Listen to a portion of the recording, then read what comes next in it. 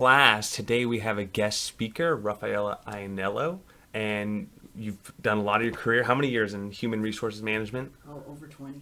Over 20 years. And my class has seen the tour of the Tesla factory, and I tell them, a lot of them remember it as Solyndra, but even before it was Solyndra, it was NUMI, Yes. New United Motors Incorporated, Yes. a joint venture between GM and Toyota, right? Correct. Yeah, you thought I was going to mess that up, huh? You're getting ready.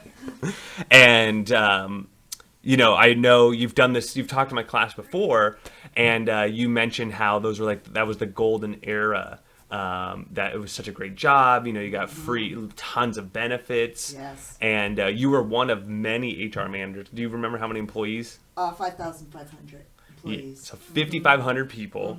And how many people were working in HR? Oh my goodness. Well, we had all different areas. So we had employee relations, we had union, training and development, benefits. So there were many, many. I couldn't tell you the exact number, but there were many HR specialists and managers. And you were a generalist, or what was No, I your? was a specialist.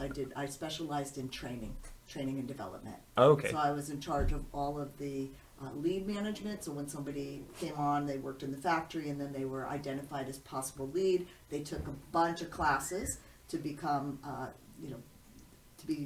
they took these classes to then move up the ladder. And then once they were a lead, they could move up to assistant manager and manager. And managers were the ones that got all the great benefits, the free car, free gas. One free car a year? Every 2 years you can get a new car Oh, wow. as a manager, and the company paid all of your gas, all of your car insurance, and there Wow. was a huge bonus incentive system available. So very few people left that job, especially the line workers, because they were making six figures a year, and this was 15 years ago. Right. So very few people left those jobs once they did get in. And you mentioned training. I mean, do these people come in? They were working a line, production line. Yes. So some of these people might have only had a GED That's potentially. right, or could hardly read even. Yeah. Because all they had to do was, for example, put oil in a cylinder or click seat belts to make sure they worked in the back of a car. So they were cross-trained, but you could be cross-trained in both the car and the truck area. And of course, there were different areas of paint and motors, et cetera, et cetera.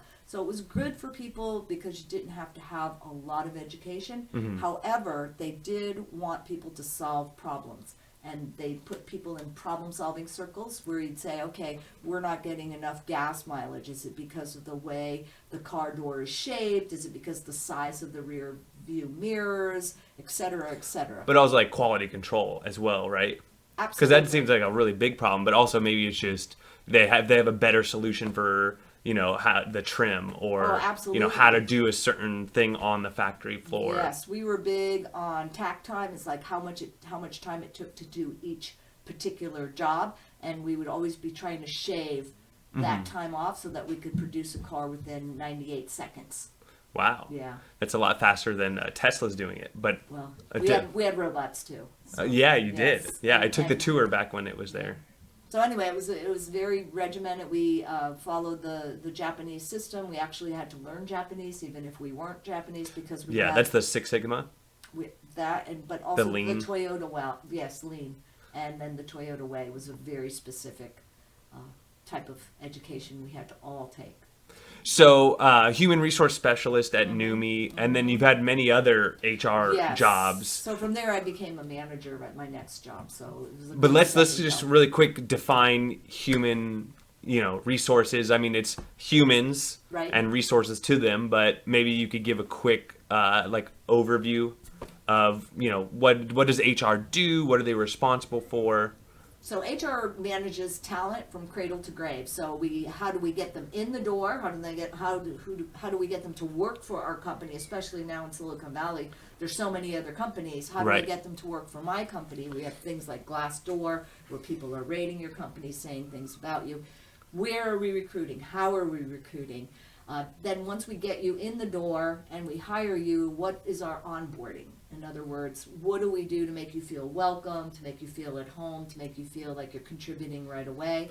So let's go back to recruiting. The economy has changed quite a bit in the, as you know, there's recessions and then there's Right. rebounds. And so you've hired in both Yes. scenarios. Absolutely. And so I'm imagining it's easier when times are good, right? Or when, there's a lot of unemployment because it's easy to find good talent. Right, exactly. So when it's unemployment, then it's more like, we could bargain and get the better people. But when it's a really good employment area, which it is in the Bay Area right now, people are poaching each other's employees. If Right. I know you have a great employee, I'll offer them more money, more benefits, perhaps maybe 2 days working from home.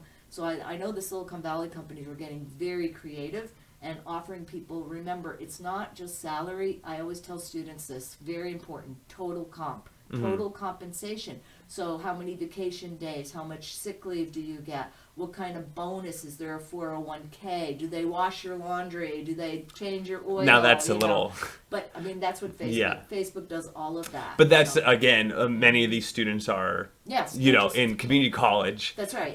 You may, depending on your job. I love you brought this up before. Is if you could do something that no one else could do, That's right. you can get somebody else to do your laundry, get That's bike right. repair, So- get food delivered to you. So these are all really great perks. But I like to tell Yes. people, especially many students are entry level jobs. Right. They shouldn't expect a total comp package like that. But you should aspire to that, and to do that, you have to have a skill or a talent that right. isn't easily mimicked. That's right, is in demand. So you need to make sure, especially no matter what your area, communication skills, either oral or written skills, problem solving, critical thinking, Yeah. even at the lowest possible level, you might say, wow, why is it taking so long to do this job? What could be eliminated? What could be streamlined? What have we been doing that really doesn't add value to the company? And if people can show the company that they're valuable, they're more likely to be promoted and maybe even put into programs where they can move up within the company. Yeah. Nice. So let's keep going. We started talking about human resources. Is you write the job description, you decide what job boards to use, you do the interviewing process, you schedule the interviews with the managers Right. and the employees, and then you do next would be like onboarding, right? Right. When somebody you negotiate the job offer. Right, That's between absolutely. you. The HR does that. Sure. You give them a written offer. Yes. So that's a good. Why don't we start there? I want to throw in some questions here that I get from students a lot, which is a verbal offer versus a written offer. If you're looking for a job and you interview and they like you, maybe you interviewed at 4 places and 2 of them give you a written offer, but 2 give you a verbal offer. It's my understanding that the verbal offer isn't worth as much because maybe they might not. Well, it's always going to be your word against the other person. The person might say, I didn't say that. So once it's in writing, it's more Yeah. of a legal document. But I would say, I would really question if somebody reneged on a verbal offer if I wanted to work for that company. Right. What Anymore. Are they playing games? Yeah. Right? And again, I always tell people it's a two-way street. You're giving up your life. You're giving up 8 hours of your day that you want to feel valuable least. and worth. Sometimes. At least. Sometimes more. And you want to make sure you're in the right place, but you also want to make sure that you're starting at the right salary. So that you have to do your homework too to know whether or not you're getting a valid offer. Right. And so you give them the offer, and then typically companies give you like 24 hours or so. Well, it depends. So a lot of companies now do background checks. If they do a background check on one person, they have to do it on everyone. And if the background check comes up with, say, for example, you've been arrested or some other Yeah. types of things where, depending on the position, the company at that point, could possibly rescind the offer. Another thing that happens more often is that an applicant will get 2 offers, Right. and then they will have to decide, and we think sometimes they'll even accept our offer, and then a day or 2 later they'll say, I'm sorry, I had interviewed elsewhere and I received a better offer. So it's tough now with the type of economy we have to make sure we get a good hire and not have to start over again. Yeah. So let's say you're the HR manager. I accept the job. Now we talked about what HR does. There also would do the onboarding as well, the orientation, scheduling that. It might be more than HR doing the orientation, but generally HR does the sexual harassment training, going over your handbook. Would you do that on the first week?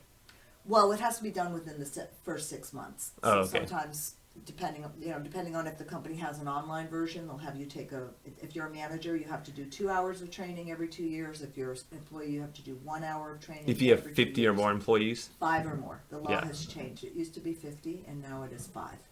So if you're working for a company with 5 or more employees, you should be having sexual harassment training. Correct. Every 2 years? Every 2 years. Every 2 years. Correct. And so that would be part of the training. And sometimes other managers will get involved. For example, when I was onboarded as an HR manager, every day a different manager took me out for lunch and told me about their division and what they hope to accomplish, etc. So the onboarding could be very different at different places. They might have more of a social hour where you Right. get to meet other teams, or they might give you a little background of the history, make you see, like with Toyota, we had to understand what was the Toyota way. Toyota actually was Toyoda, not Toyota, yeah. and he actually started because he wanted his mother to not be so tedious making her weaving, and he created a better way for weaving, and that was the Toyota way. We could always do something better. So those kind of things kind of stick in your mind, like I want to be in a company that's on the cutting edge. So our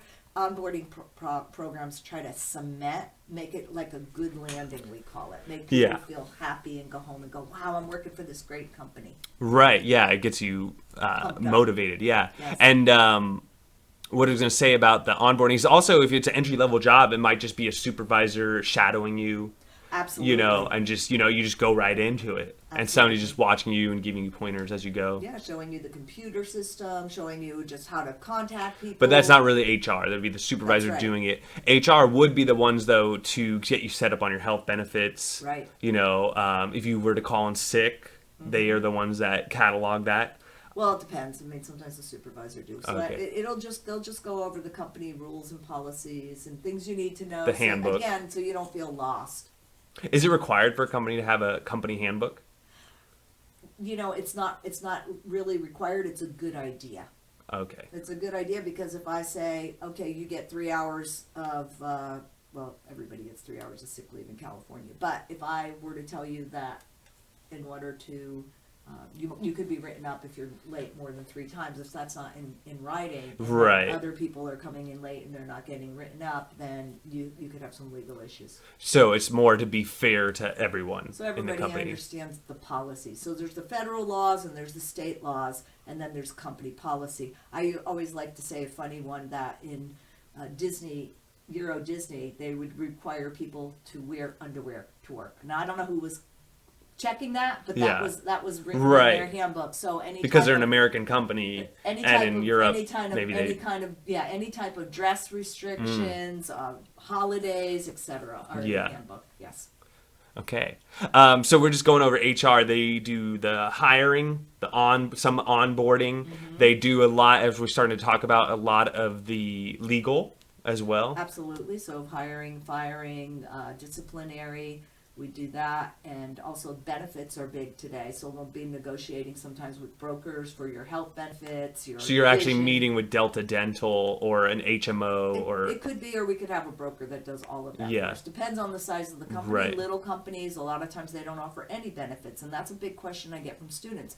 Why doesn't my company give me benefits? There's no Right. law that says I have to give you Right. any benefits, any vacation, or school reimbursement. nothing. No, Yeah. that is something the company gives you out of their own pocket, so to speak, and you don't have to.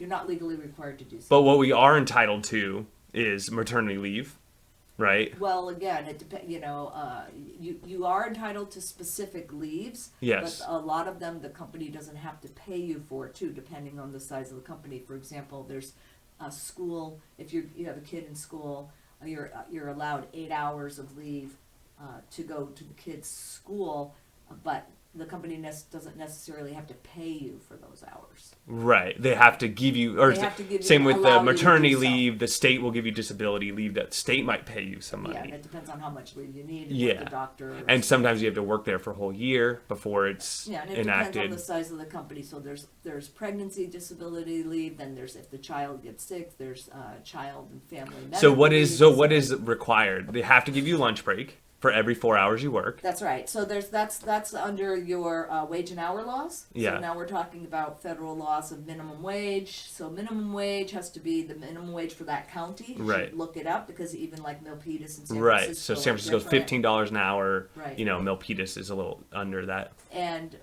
the other thing is they have to give you a lunch break if you're there more than 4 hours. They're supposed to give you time and a half if you work over 8 hours in a day, 40 hours in a week, Yes. et cetera, et cetera. So they need to follow those. Isn't there? Don't they have to give you a 15-minute break for every couple of hours, or what is it? Yes.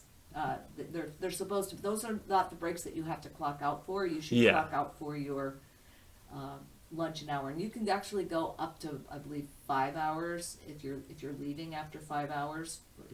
Oh, gotcha. You don't have to take a lunch. But you need to document the Yeah. lunch breaks. Yes. Yeah. Okay. And then is there any other, common rights, like as far as sick leave or vacation? In California, you get 24 hours of sick leave no matter what the company. So you're entitled to per year 24 hours. Oh, okay, so 3 days. 3 days. Yeah. 3 days, yeah. Okay. So I think that's good. And as you mentioned, this gets really complicated. Absolutely. So each And case is very changing. different, and it change. Yeah, especially depending on who the governor is, and they're changing. The laws that get passed, for example, the sexual harassment law changed Mm-hmm. just recently, this 2019. So Yeah. Okay, so we talked about onboarding, hiring, legal, training, we talked right? about the Training, benefits, yeah. benefits. And then training and development. Some companies have a complete training and development company. Solution in-house. In-house. And some people hire out consultants. Exactly. Yeah, Exactly. to come and some in. people have none because they're a small Yeah. company and they do all on-the-job training. Yeah. And then so I think any other kind of... So compensation is generally depending on the size of the company. Is that how do I make sure I'm paying people the right amount of salary? So you can buy these compensation studies. You have to make sure that, again, I hire you and you and I are the same classification, but you're male and I'm female. Yeah. I'm going to need to justify why I paid you substantially more Right. than you paid me. So, And there's a lot of companies getting in trouble right now. Absolutely. Because they were paying females less, or certain racial groups, they're paying Yeah. less. and that's discrimination. And that can be discriminatory, yeah. Yeah. So compensation specialists are generally the highest compensated in HR. They make the most money, but they also require a great deal of training. Right. Yes. Yeah. Okay, so I'm just trying to make sure we identify the different aspects. And so somebody going into HR as a career could specialize in any one of those areas. Yes, and one other thing I wanted to mention was organizational development, right-sizing your staff. Like, how many people do we need now? How many Right. do we need in 3 years, 5 years, 10 Sure. years? And are those people that came now going to be able to be trained up or to grow to meet our needs in 10 years? 'Cause Right. we don't want to be hiring and rehiring constantly. That's a big drain on the Right. We want to be growing the people we have. Right. Yeah. So OD, organizational development, is another area. Right. And just, where do you put your like Facebook's having issues right now with just the real estate, right? They're That's into right. Newark. They've kind of built out Palo Alto. Now they're going to Austin. They're looking at other states. That's right. Because the cost of living here is so high, and they're like, we need a lot more people. And to deal with that kind of demand, there's some people in that department who are looking at, different states and different geographic areas that would be of better capacity for their operation. Right, and when you look at more people, you're looking at what am I getting for how much I'm putting into that person to Yeah. develop and grow them, and can I substantiate that? Right. Everybody goes head count. I need more head count. I need more people. My people are working too hard. Okay, but how is that going to translate into sales and profit? Right. That's where the OD specialist comes in. Yeah. So I'm just, as these questions come to me, I don't have a script here, but I get a question that someone asked me recently, which is about, how much money should I be making? And I know we've talked about, and negotiating a raise. Can you maybe speak broadly about that? Again, I think it's kind of specific to certain people, but I think you have some good general guidelines on that. First, know what you're worth, what your skills are, how many other people can do what you do. Obviously, a cashier, many people can do that without a lot of training. So I would always tell people, build your skills, whether you're in school and learning QuickBooks or taking a communication class, critical thinking class, writing class. All of those skills can be translated into casting a broader net when you're looking at jobs. And again, people will look at jobs and think, oh, all I can do is a cashier. But really, if you're really good at numbers, maybe you want to go into accounting where you make a lot more money. So one, explore your options, know what you're good at. I would say take a strengths test online. Strength finders. Find out. Or, we did the personality, the Myers-Briggs. Right, Myers-Briggs, because I'm very extroverted. I like people. Yeah. HR, you could be introverted or extroverted. Yeah. It depends on the job. But you want to say, for me, being in training in front of people, standing up and talking, right. people say, it builds I on your don't- strengths Yeah, exactly. as a person. It's something I enjoy. I don't feel like it's work. So find something you love. And you mentioned accounting. It's also maybe get a certification, right? That's There's right. certain certifications or Absolutely. degrees, we're in Yes. college here, that will add value.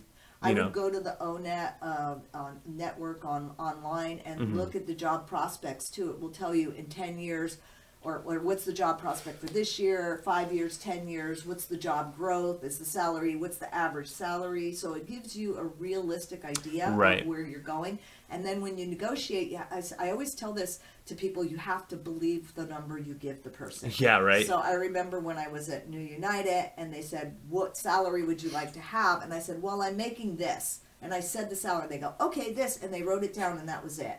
And I thought, wow, I should have asked for a much bigger Right, number. And yeah. they just walked away.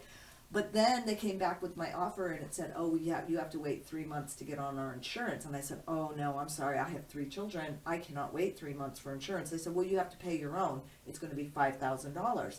And I said, no, I can't take the job at that. I can't afford to pay out $5,000. It's not worth it. I have Yeah. Anyway, long story short, they gave me the $5,000 as a hiring bonus so that I could pay. They couldn't pay they said, well, no, we never do that with people pay Right. before the 3-month period, but we'll give you a hiring bonus so you can pay it yourself. And that's how I came on board. Wow. So that I didn't negotiate the salary, which I wish I did, but I negotiated my benefits. So always remember, that's when I talk about total comp. In my job as an HR manager, after that, I went and interviewed, and they said, oh, it's 2 weeks vacation. And I said, really? 2 weeks vacation for a manager? And they said, oh, well, I think we can make it 3. So those are the kind of things where Right. you want to, you really want to make sure that you know what you're worth. And as you speak with the manager, you need to say it like you believe you're worth it. Right. Be able to say, look, you're not going to have to train me. I already know this system.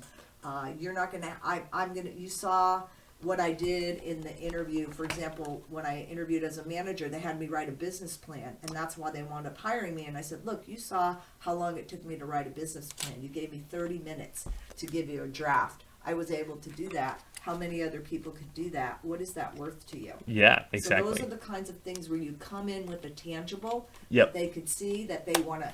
It's like going in for your new car and you see it and you say, wow, I want that. You want people to feel that way about you. Yep. And so they could do that by, you mentioned a business plan, but documenting anytime you've saved the company money, or Absolutely. you worked overtime, or maybe Yes. it was the Black Friday and you came in when other called in sick. You went above and beyond your typical duties. Yes. You should definitely keep a log of this. So when that Absolutely. day does come, you were talking a little bit about getting hired and negotiating the first place, but even when you're getting a raise, you might ask at a performance review potentially, or maybe after 6 months, 12 months. Right. And if you have a list of, hey, I did X, Y, and Z, Absolutely. now you have some leverage Absolutely. to ask for the raise. And what people have to remember too is to remind their boss what it's going to take for them to replace you if you do. Yeah. go. So So do you think they should say that? No, okay. but that's Because that, just so we're clear, because that could come off as kind of absolutely cocky, absolutely. or you think you're better than them. Absolutely, but you want to tell them how much you've learned the system, the customers, et cetera, et cetera. You want to be able to highlight all the value that you're bringing to the Right. position. So speaking of kind of, that might come across maybe negatively, one is, spouting off, that you're worth more, or what you could, but also really quick is, would you ever want to not threaten them, but threaten that you have a job offer, or this place See, over this- here, this place yeah. over here is paying $15 an hour. Right. I'm doing it here for 14. You need to match me, or else I'm going to get a job over there. Right. I think you have to be very careful when you threaten, because some people say, "Look, they're already looking, and even if I give it to you, they're still going to be looking, and they'll probably go." That's in the back of my mind. When Yeah. when people come Maybe I'm in, too late. and they're Yeah. already looking. They're Yeah. already looking. So you're like, okay, this is almost like a Band-Aid. And Yeah. when people come in with that, I would rather them saying, look, I've done a survey of all the salaries in the area. Here's where I am. Here's where I should be, Yeah. based on what the performance that I've had.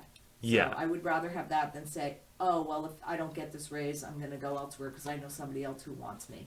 Yeah. And you again, who has the power in that Yeah. situation? You want to let. So you try to avoid that. I would. Yeah.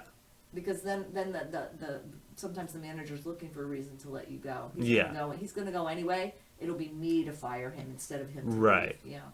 Yeah, and I've known some people though that for example, I had a friend who got a job at Oracle, and evidently Oracle doesn't negotiate salaries, especially for their position. They're very high up. It's like you negotiate your salary when you're onboarded, and this particular person really tried hard to get a raise, and that was part of their policy that they just don't negotiate. But when she was put in her 2 weeks, they then started, well, oh, what are you getting? Let me retain you. So, Did she stay? yeah, Wow. yeah. Interesting. But a lot would just leave, right? Especially you go after all that. Right. Yeah. Interesting. But again, that's a much higher, she was a lawyer, she was working in the legal department there. Yeah. And so, I thought that was really interesting though, that they only negotiated with her on her way out. Yeah, absolutely. Because that could leave a bad taste in people's mouth. Right, to your point, the opposite of your point, which is right. like the employees kind of like, oh, what I deserved in the first place.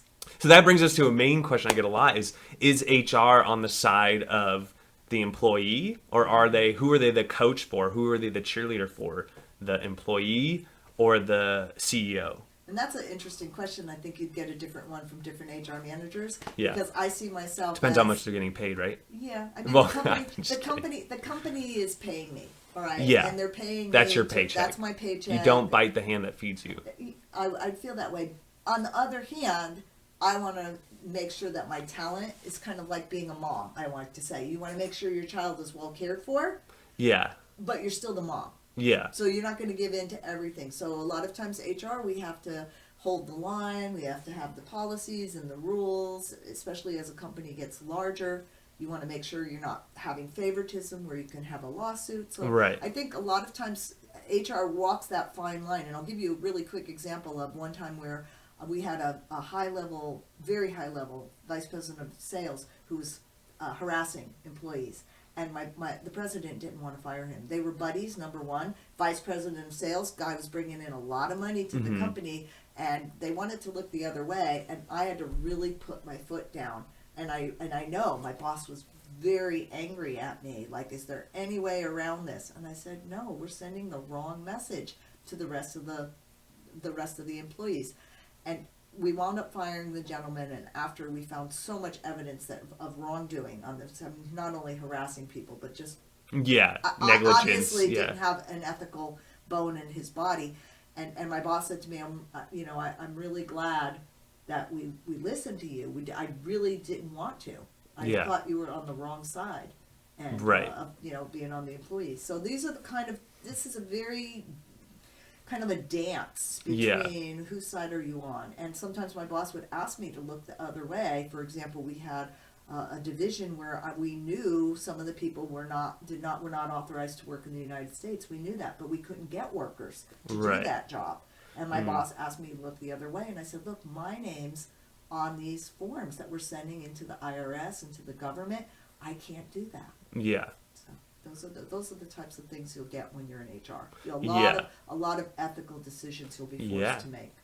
Yeah, I always like to reiterate, it's human resources, right? Humans where, there's ethics, there's, we haven't talked about mental health at all. Oh my goodness. And that's a big reoccurring one. That's why I think people like robots so much is they're always on and they work. Yes. Humans come with, you mentioned families, kids, Divorce, relationships, yes. Divorce, credit, like they get into debt, That's gambling right. problems, Right. alcohol, Drinking, drugs. We're not counselors, but we do get those types of things where someone come into my office. The other day, someone came in and said, my husband has pancreatic cancer. And that's not that. If you get it later in stages, it could be. He actually died less than a month later. Wow. It was very fast. It just came out of the blue and didn't have a whole lot of symptoms. But anyway, and then she's crying in my office, crying.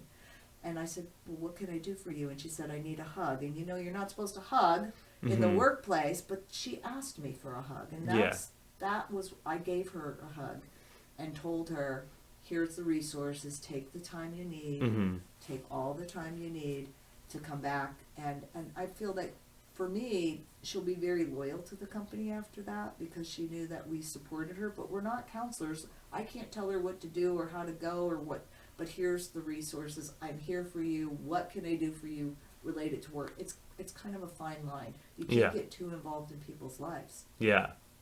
Yeah. So, thank you. That's HR. You've worked many jobs. We just talked about Numi, but I know you've worked with many jobs in the Bay Area doing HR and HR consulting. So you've worked with even more. Yes. I mean, you've probably worked with over tens of thousands of employees. Yeah. Because I've been at Google and Facebook and PayPal. Right. eBay. Yeah, eBay. So lots and lots, big crowds of people. And what I always remember is people are people. And if we value them, they will work for us and give us a good day's work. And I would tell everyone, if you get a job, if you can't give your best, if it's not for your passion, you should really find something where you feel valuable that you could go, because we're either going or we're growing, and that's my philosophy for HR. Okay, we're either going or we're growing. I like that. So you have some slides here. Okay. So I think you've already talked about that. The people are most important. Some of the things that that HR can do. We're a strategic partner. We help to manage change. If we're going to have change of hours, change of bigger company, smaller company. We also have to be really good with numbers and making sure that all the dots, I's are dotted, T's are crossed. Right. A lot of documentation, legal, and also the employee champion, making sure they're getting what they're asking for. Right. Okay. And they're motivated, right? They wake up in the morning and they feel good about going to work. That's right. They feel they're getting treated fairly. So we already Let's see. Yeah, we didn't see the slide when we were talking about it, but I think we got them all. Setting and enforcing policies. That's right. We mentioned though your supervisor might do some of that, write you up for some things. So it could be like a disciplinary policy. It could be a benefit policy. It could be anything. Again, there's legal rules, and then there's your company policy. So for example, a big one now is unlimited time off, PTO. Yeah. And so they say take any time you want to come off. People are finding that doesn't work. Interesting. I love this slide because it shows how our workforce is changing. The boomers and the builders are going away. We won't see them in the workforce starting in 2040.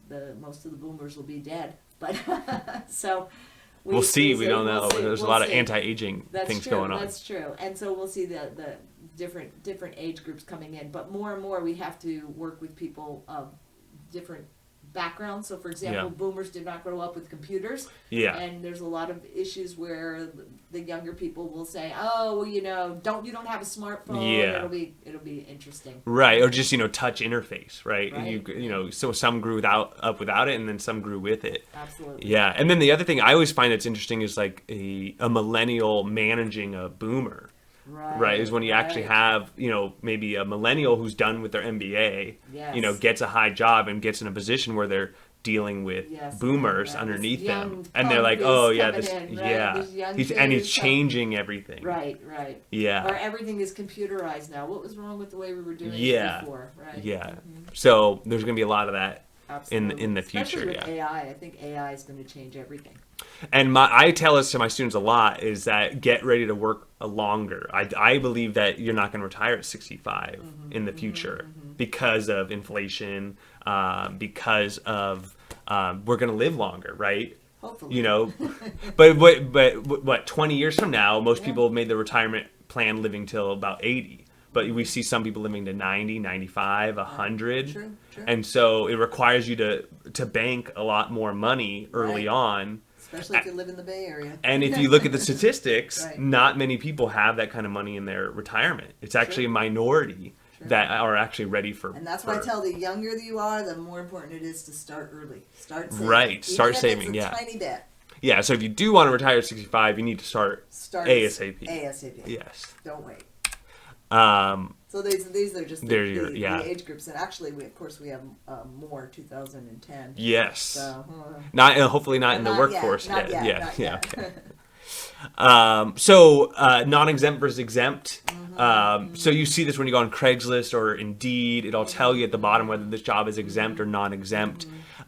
Just really briefly, I think one of the big ones that I remember is to be if you're a manager, then which one is it? You're non-exempt or exempt? If you're managing, if you're a Exempt, supervisor, exempt. okay. So in other words, You're not hourly. That's right. Yeah. So you don't.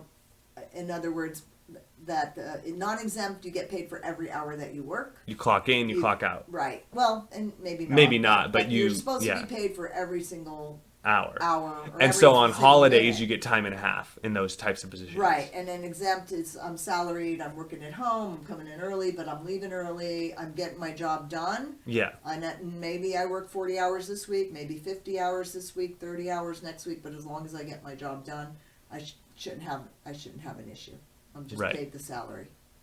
And I think we've talked about this before that there's some non-exempt jobs that should be classified as exempt. Actually, opposite. I would say there's a lot more exempt jobs that should be classified as non-exempt. So, for example, inside sales used to be exempt, salaried. And inside sales is a salesperson like on a phone. Salesperson on a phone, and now they've been reclassified to non-exempt. And part of that is the government wants you to pay overtime, so they get the extra tax that you get when you do work overtime. Oh, right. That's one reason. But also they want you to be fairly compensated because I can work you to death. Right. In sales, and really Make you work a 60-hour, 70-hour week. the definition of exempt is: are you making any decisions that affect the company's Yeah, direction. direction, profitability, etc. Yeah. And people used to have everybody be exempt. I remember at NUMMI when I started, I was an exempt worker, which probably I should have been because I was determining training, but they wound up reclassifying all of us as non-exempt, and then they were very particular about our hours and clocking in, etc. So they must have gotten some type of a lawsuit on that. And do you know the definition of a full-time versus part-time on the hourly, on the non-exempt? So again, different. It depends. There's different states have different laws on that. Well, it also depends on the company. So is full-time 32 hours, 35 hours? So it's 40 usually hours, 32 to 40 though. And really, that's mostly for company policies. It's not. To get benefits, right? To get benefits, right? Yeah. So that's not something that's legislated. Okay. So they have to check with each individual company. Right. But some students want the benefits, and Right. so part-time may offer it, usually That's doesn't. right. Sometimes, Starbucks, for example, offers part-time employees. So you need to know the company. Do Right. they offer benefits? Most companies do not offer benefits to part-time employees, and that's why, even at the college here at Las Positas, you got a lot of part-time instructors. They get absolutely no benefits. Right, It's right. It's a big savings for the college. Right. And there's a lot of students here, and some of them, are looking for benefits. So when they're on Indeed or when they're on Craigslist, you'd want to go to that company's website, go to their About Us, That's right. and read their benefits. policies. And also, how long does it take for you to be qualified for the Right. benefits? Sometimes it's a 3-month Yeah, waiting that's pretty period, traditional. right? Yeah, Yes, but yes. sometimes it could be 6 or 1 or That's the company starts. policy. Yeah. They can make, because again, people ask me this all the time. Company's not required to give you benefits. Right. It's not mandated. Mm-hmm. Okay. Okay. We already kind of talked about this, but you mentioned Glassdoor and Onet. I'm going to show them those websites later, but And these I are would some. say salary.com, and there's another one, I can't remember, I think it's called Salary Expert, but anyway, go online and put in salary websites, and Yeah. there's one now that actually has you put in your education level and how many years you've worked, so there's Yeah. so much criteria. But again, for me, it's the biggest one is supply and demand. How many people could do exactly what you can do? Then Right. I put out a job ad, I get 20 people, but if I only have put out a job ad, I only get 2 people, Yeah, that's going to be a different story. right. So Economics 101, supply and demand. Right. Great. Interviewing. So, I like this because you mentioned a couple of things that, interviewers, especially managers, they're not trained on compliance or what questions you can and True. cannot ask. True. So I know there's like a citizenship question that's very controversial. So Well, what are some questions? Where are you from? And Yeah. people will say Mexico, and they'll say, "Oh, do you have a green card? Why are you working?" You know, And you're so not allowed to ask that. You're not supposed to ask those types of questions that are considered that will be Potentially discriminatory. Exactly. So like religion. Religion. Yeah. Females, you can't ask them, are you going to be pregnant Are soon? you pregnant? Are you married? Because Yeah. that might say, I might say, oh, that person's married, they need the job, or oh, that person's married, they're going to get pregnant. Yeah. So there could be all So what would I reasons. say? You asked me that, and what would be the proper response? You asked me, are you married? I would say, I would either defer the question and say, I'm not really sure that has anything to do with my qualifications. I would try to maybe deflect it Yeah. in a way, not like the other person, but I would not say, that's an illegal question. Yeah, right. You get confrontational. Yeah. You can make You're a not going to joke- get the job. You can make a joke like, "Oh, are you interested?" But no. Yeah. You don't want to do that. That could be bad too. That could be bad. Yeah, too. that could So I backfire. would be very careful if somebody asked me a question and say, I'm not sure what that has to do with the job you posted. Right. Is it a requirement to be married? And then Right. they might go, oh no, I'm sorry, I shouldn't have asked you that. Right, and I think I've heard you do speaking on this before. Also, a lot of job descriptions are being revised because it says must be able to lift 25 pounds. Right. And so that often then, for example, that could make some females or some people, automatically unqualified Exactly. for it. So, but then what happened is they've been sued before for writing that in, right? You've mentioned that. Yes, because if you put must be able to lift 25 pounds and they only have to do that once in a while, then you've already eliminated women. Not again, Right. Not all. Not all, women, yeah. But a majority of women say, I don't want to have to do that every Yeah. day. It's just too much for me, and they don't apply, and then you have a uneven workforce, too many Yeah. all male. That's what happened at New United. We had a tremendous number of men because they were working on cars. Right. And a lot of them said must be able to lift or being around fumes or things like that. Yeah. And women who wanted to get pregnant didn't want to be around a car that was getting sprayed with paint. Right, right.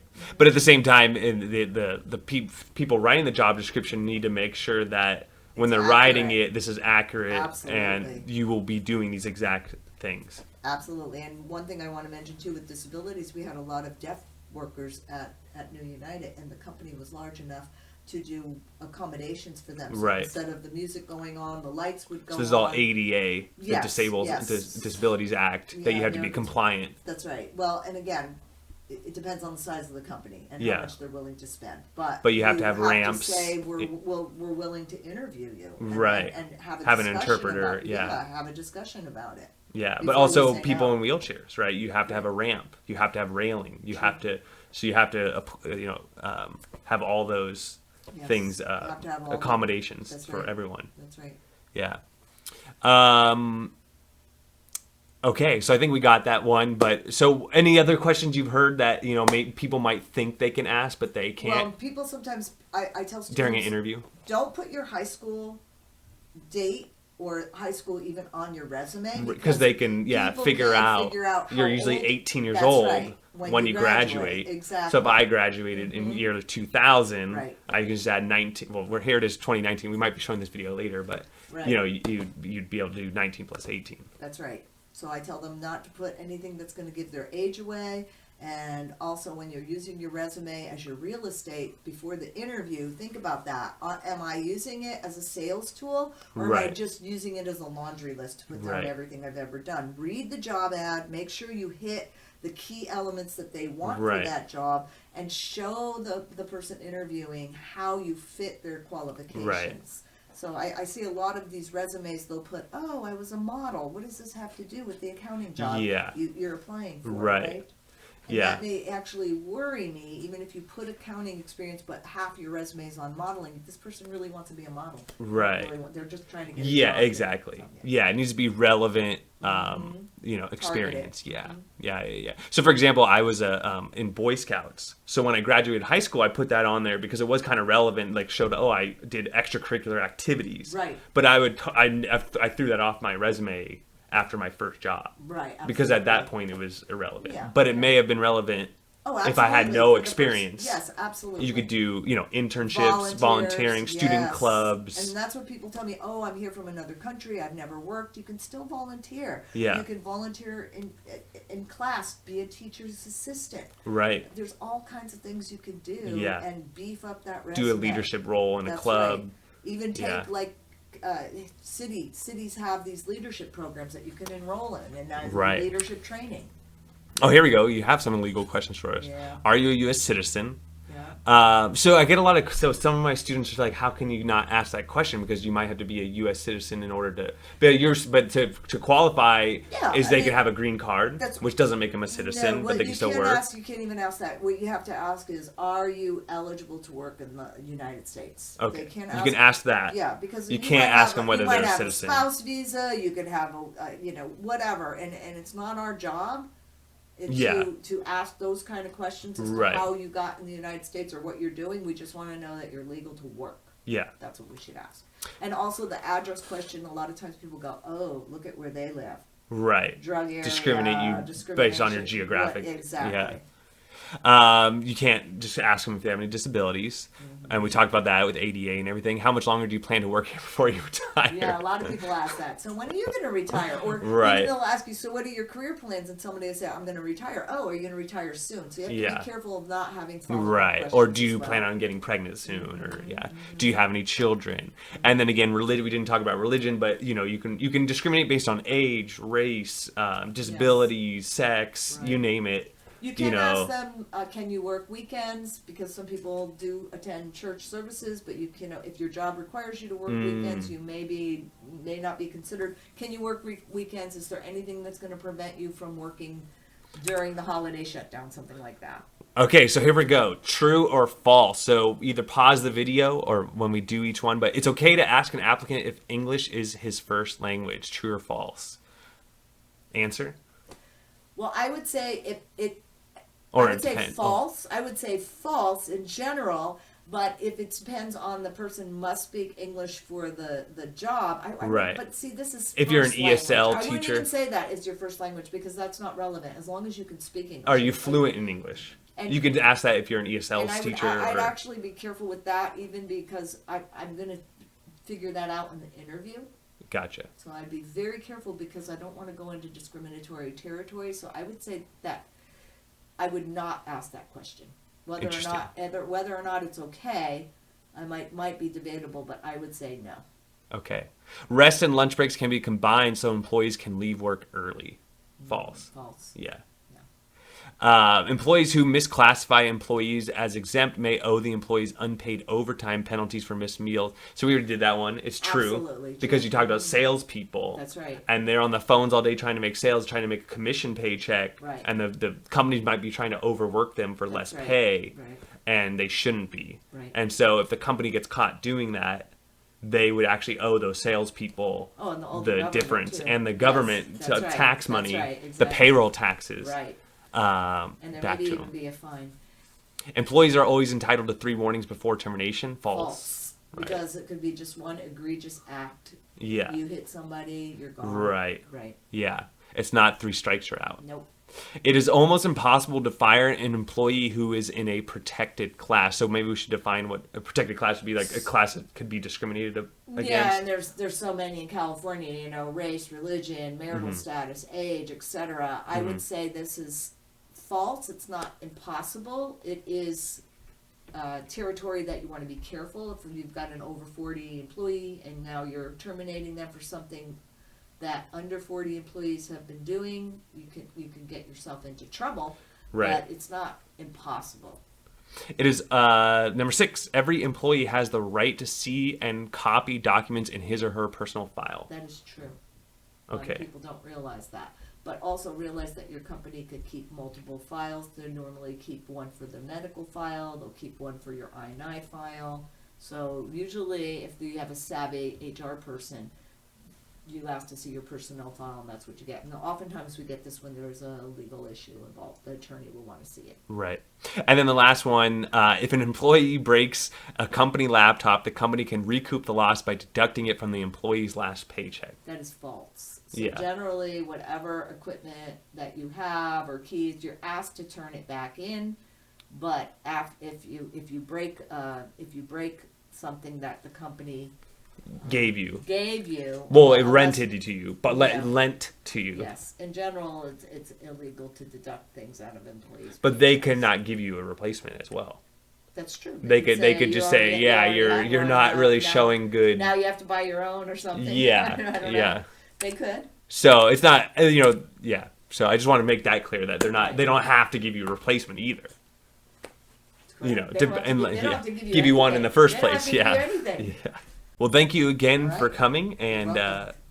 I hope everyone has a great day.